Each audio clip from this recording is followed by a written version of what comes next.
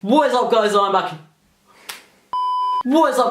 and in today's video we are going to be doing a story time video. Never done one of those before. It's going to be talking about what happened to me yesterday. Yesterday was a very eventful day in a lot of ways. As I'm filming this, it is Sunday the 21st of May. It happened yesterday on Saturday. This video is going to very much be in the style of sort of like Tana Mongoose or whatever her name is. It's going to be like that. If you want to just open a new tab and just listen to me, that is completely fine by me. Because you get just the same out of this video as you would actually watching the video or just listening, because there's not going to be a lot going on the screen. It's just going to be me talking, you get me. But before you open a new tab, hit the like button on this video. Let's try to hit 20 likes as always, and subscribe if you're new. So let's just set the scene. Yesterday I was competing in a YDL, which is an athletics event. If you didn't know, I do a lot of athletics. Most of the time I'm a sprinter. Most of the time I'd be doing 100 meters, 200 meters. However, at the moment I'm still recovering from an injury. So this time I did the hammer throw, which if you don't know what that is, it's basically where you got a heavy ball on the end of a chain, you swing it around your head and then you throw it as far as you can.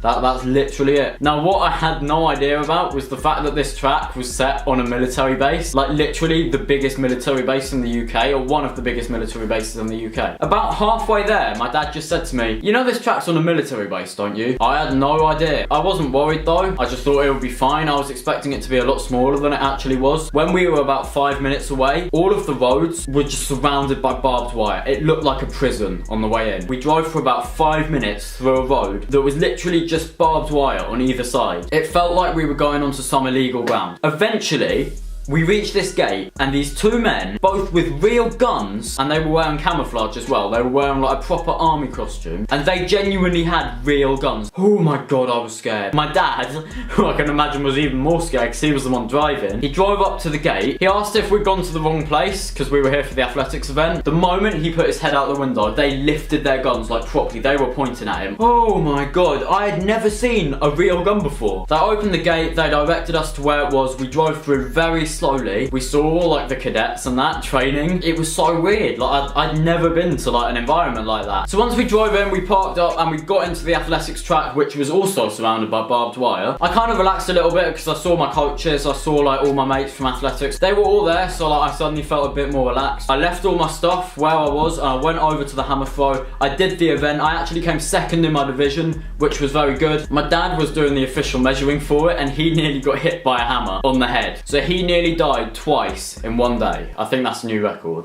Don't worry folks, I didn't die. I also got a new PB, which was pretty good. I got 16 meters, 16 centimeters. Considering the fact that I only learned how to do hammer like a month ago, I think that's pretty good going. I thought that I was just gonna go home at this point. I thought that it would be completely fine. But when I got to where I left my stuff, guess what? My stuff had all gone. The stuff that was taken was my tracksuit, which wasn't that big of a deal. It wouldn't have been that big of a deal if my phone wasn't in the pocket of the tracksuit. I asked people if they picked it up, they said they hadn't. I honestly had no idea what to do. Once my dad had finished measuring, he came over with his phone and he could track where my phone was. We looked on the tracking and it was still in the stadium somewhere. It said that it was on the other side of the stadium. So I went right over to the other side of the stadium. I looked everywhere, I could not find it. I had so many questions at this point, like who took it and why it was on the other side. When I came back to my dad to tell him I couldn't find it, he showed me where my phone was now. And this is when it gets weird. My phone had moved out of the stadium and it was on the move. So this was when I thought, oh well, there's nothing I can do. Someone's picked up my phone and someone's got it, so there's nothing I can do now. But me and my dad, we did not give up. We went chasing after it. After we'd been chasing it for about 5 minutes, it just completely stopped moving. Eventually we managed to get to where my phone was, and it was where these lads were playing football. I know saying this makes me sound like a bit of a pussy, but they look pretty dense. They look pretty strong. This is when it hit me that they had taken my phone. It was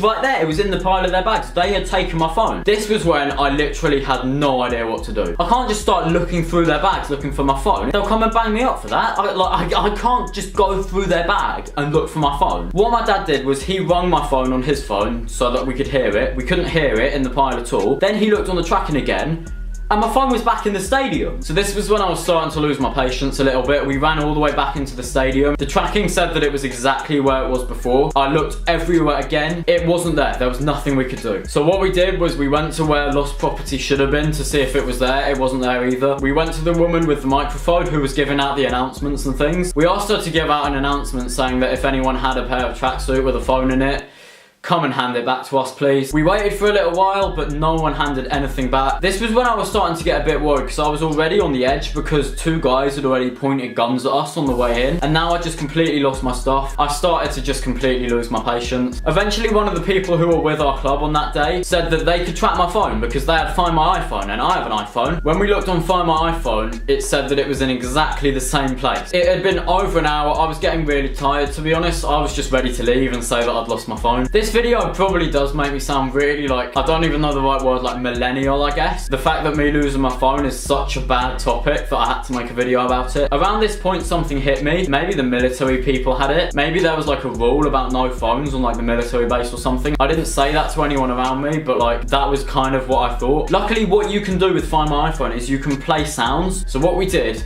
was we did a really slow lap all the way around the stadium, just walking around, pressing the phone, pressing the sound on the phone. Eventually we got there and we heard a ringing. Suddenly I had hope that we could find it, and we looked around, we could hear a ringing. We had no idea where it was. We could definitely hear it. We finally found it. This woman, she came to me with the tracksuit and the phone. On the announcement, we told them to ask for a black pair of tracksuit with a phone in it. This just proves how like not observant I am. When we got the tracksuit back, I realised it was dark blue. I'd always thought in my head that that pair of tracksuit was black, but it wasn't, it was dark blue. Something that I didn't know was when you press the sound on someone else's phone, it doesn't just play the sound on my phone, it gives me a notification. So my phone was literally crashing from the number of notifications that we had, because remember, we'd walked all the way around the stadium just pressing the button over and over again. But eventually we got it back. It took 2 hours and I was absolutely starving. I was thirsty. I just really wanted to go home because of how tired I was. And then we walked all the way back out, and then those guys with guns again pointed guns at us again on the way out. This story has taught me a lot. 1, to never go looking through random people's bags trying to look for your phone. 2, to never be a measurer for hammer ever because you might be hit by one. 3, never to go back to Aldershot track again. It's based on a military base and they point guns at you. And 4,